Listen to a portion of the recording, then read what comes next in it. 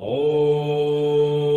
रं ह्रीं ह्रूं ह्रीं ह्रौः सप्ताश्वरथमारूढं प्रचण्डं काश्यपात्मजम् श्वेतपद्मधरं देवं तं सूर्यं प्रणम्यहम्।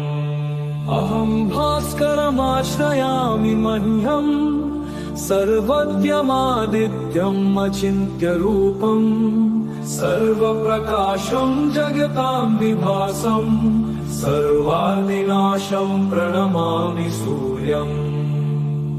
सप्तार्चिषं सप्तमुखं सदा वै लोकत्रयम् भावयितुं विराजन् तेजस्वरूपं ज्वलनं सुवर्णं तं भास्करं विश्वपते नमामि।